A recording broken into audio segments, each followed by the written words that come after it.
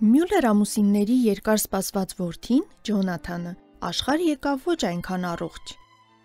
Բժիշկն անմիջապես զգուշացրեց ծնողներին, որ տղան ետ կմնա իր հասակակիցներից, թե մտավոր, թե ֆիզիկական զարգացումով։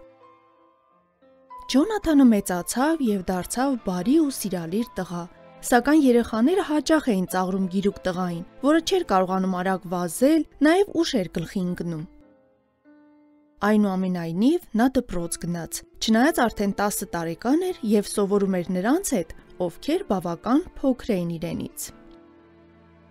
Ուսուցչուհի Դորիսն անհանգստությամբ էր հետևում տղային։ Դասերին հաճախ շեղվում էր, երկար նայում էր պատուհանից, ինչ-որ բան էր քրթմնջում եւ ճոճվում էր աթոռի վրա։ Նա կարող էր հանկարծակի ծիծաղել կամ լաց լինել, բայց երբեմն Ջոնաթանը պատասխանում էր այնքան պարզ ու հստակ, կարծես լույսի շողն էր պայծառացրել նրան։ Մի անգամ ուսուցչուհին զանգահարեց Ջոնաթանի ծնողներին եւ խնդրեց նրանց դպրոց գալ։ Դատարկ դասարանում լռություն էր, պարապմունքները վաղուց վերջացել էին։ Անկեղծ ասած, Ջոնաթանը պետք է սովորի հատուկ դպրոցում։ Նա գրեթե չի յուրացնում նյութը, չնայած մյուսներից 3 տարով մեծ է, ասաց ուսուցչուհին հուզված ծնողներին։ Տիկին Մյուլլերը հազիվ էր զսպում արցունքները, իսկ նրա ամուսինը կմկմալով ասաց. Տիկին ուսուցչուհի, բայց մոտակայքում ոչ մի այդպիսի դպրոց չկա։ Ջոնաթանը շատ կվախենա, եթե նրան զրկենք ծանոթ պայմաններից։ Ես գիտեմ, որ նրան այստեղ շատ է դուր գալիս։ Խնդրում եմ, մի արեք այդ։ Տղայի ծնողները գնացին, իսկ Դորիսը դեռ նստած էր դասարանում եւ հոգնած դուրս էր նայում նոր եկած թարմ ձյանը։ Սառ հուզմունք էր պատել նրան։ Մի կողմից նա խղճում էր Մյուլլերներին։ Ջոնաթանը նրանց միակ եւ անբուժելի հիվանդ զավակն էր։ Իսկ մյուս կողմից նրա դասարանում նստած էին 14 առաջին դասարանցի, եւ Ջոնաթանին հատուկ ուշադրություն դարձնել Դորիսն ուղղակի չէր կարող։ Նաեւ ինչու, չէ՞ որ նա երբեք չի սովորի ոչ գրել, ոչ կարդալ։ Հանկարծ նրան պարուրեց ամոթի տաք հոսանքը։ Տեր, կամացուկ շշնջաց նա, ես այստեղ նստել ու դժգոհում եմ իմ դժվարություններից, բայց չէ՞ որ դրանք ոչինչ են համեմատած այս ընտանիքի խնդիրների հետ։ Խնդրում եմ օգնիր ինձ, որ առավել համբերատար լինեմ Ջոնաթանի հանդեպ։ Այդ օրվանից Դորիսը ջանում էր ուշադրություն չդարձնել տղայի տարօրինակություններին։ Եկավ գարունը։ Երեխաներն աշխուժորեն քննարկում էին զատկի մոտենալը։ Ուսուցչուհի Դորիսը պատմում էր նրանց Հիսուսի հարության մասին։ Որպեսզի երեխաներն ավելի լավ յուրացնեն նոր կյանքի մասին ճշմարտությունը, նա յուրաքանչյուր երեխայի տվեց դատարկ պլաստմասե ձու։ Լսեք ուշադրությամբ, ասաց նա, վաղը դուք պետք է այս ձվերը նորից դպրոց բերեք։ Բայց դրանց ներսում պետք է այնպիսի բան դնեք, որը կհիշեցնի նոր կյանքի մասին։ Բոլորը հասկացան։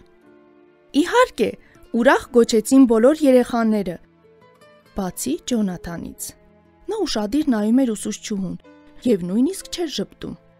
Հասկացավ նա արդյոք, թե ինչ ասաց ուսուցչուհին մահվան ու հարության մասին։ Հասկացավ արդյոք, թե ինչ առաջադրանք տվեց նա երեխաներին։ Գուցե կարիք կա զանգելու եւ բացատրելու նրա ծնողներին։ Բայց երբ Դորիսը տուն վերադարձավ, բոլորովին մոռացավ զանգել Ջոնաթանի ծնողներին։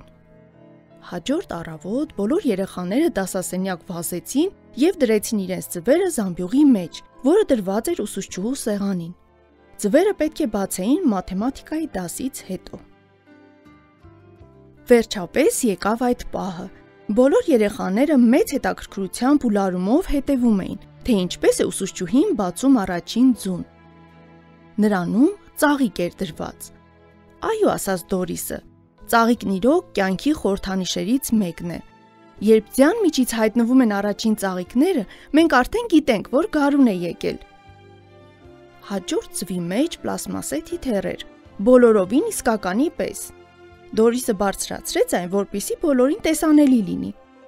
Ճիշտ է, զզվելի թրթուրը հիասքանչ թիթեռնիկ է դառնում, սա նույնպես նոր կյանքի խորհրդանիշ է։ Մյուս ձվի միջից ուսուցչուհին հանեց մամուրով պատված մանր քարեր։ Մամուրը նույնպես նոր կյանքի խորհրդանիշ է։ Չորրորդ ձուն ուսուցչուհուն կասկածելիորեն թեթև թվաց։ Կարծես դատարկ է, մտածեց նա։ Այդպես էլ կա։ Հավանաբար սա Ջոնաթանն է բերել։ Նա չի հասկացել, որ ձվի մեջ պետք է ինչ-որ բան դնել։ Ախ, եթե չմոռանայի զանգել նրա ծնողներին։ Որպեսզի տղային անհարմար վիճակի մեջ չդնի, նա աննկատ այդ ձուն մի կողմ դրեց և վերցրեց հաջորդը։ Բայց այդ պահին Ջոնաթանը կանգնեց։ Տիկին ուսուցչուհի, չեք ուզում ոչինչ ասել իմ ձվի մասին։ Դորիսը շփոթված պատասխանեց. Ջոնաթան, բայց քո ձուն դատարկ է։ Տղան զարմացած նայեց նրան ու կամացուկ ասաց. Այո, բայց Հիսուսի գերեզմանը նույնպես դատարկ էր։ Որոշ ժամանակ դասարանում լռություն էր։ Ուշքի գալով ուսուցչուհին ասաց. Այո, իհարկե, Հիսուսին սպանեցին ու դրեցին գերեզման, բայց նրա հայրը կրկին կենդանացրեց նրան։ Հնչեց դասամիջոցի զանգը։ Երեխաները վազվզում էին դպրոցի բակում, իսկ Դորիսն անշարժ նստած էր դասարանում, արցունքոտ աչքերով։ Օտարացման ու զայրույթի սառույցը, որը դեռևս կարներասրտում, սկսել էր հալչել։ Այդ համեստ հանելուկային տղան ավելի լավ էր հասկացել հարության հրաշքը, քան դասարանի որևէ այլ երեխա։ 3 ամիս անց Ջոնաթանը մահացավ։ Մարդիկ, որոնք եկել էին նրան հրաժեշտ տալու, զարմացած էին։ Հրաժեշտի ծաղիկների մեջ դրված էին 15 դատարկ ձվակեղև։